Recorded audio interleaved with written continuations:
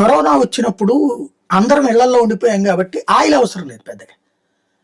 కాబట్టి పెద్ద ప్రాబ్లం లేదు, ధరల పెరుగుదల టెన్షన్ కూడా పడలేదు. ఇంకా ఆయిల్ ధర తగ్గింది ఆ టైంలో, ఈవెన్ అమ్మేవాళ్ళు కూడా తగ్గారు. ఇప్పుడేమో యుద్ధం ఇరాను, ఇజ్రాయెలు, అమెరికా.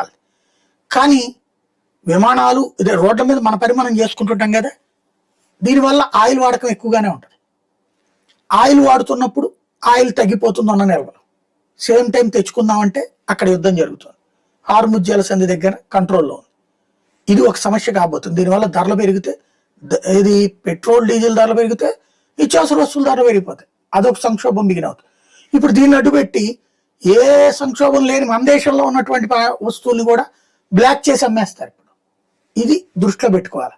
రాష్ట్రాల ప్రభుత్వాలు అప్రమత్తం కావాలి, కేంద్ర ప్రభుత్వం కూడా అప్రమత్తం కావాలి. నెంబర్ 1, మన దగ్గర స్టాక్ ఉన్నా కూడా దొంగ లెక్కలు చెప్పి చేసేటటువంటి. నెంబర్ 2 వచ్చేటప్పటికి విమానాలు ఎక్కడికక్కడ స్తంభించిపోయినాయి. మన వాళ్ళు వెళ్ళినోళ్ళు స్ట్రక్ అయ్యారు, రావాల్సిన వాళ్ళు ఆగిపోతున్నారు. కాబట్టి దాని మీదన సీరియస్గా దృష్టి సారించాల్సినటువంటి అవసరం ఉంది.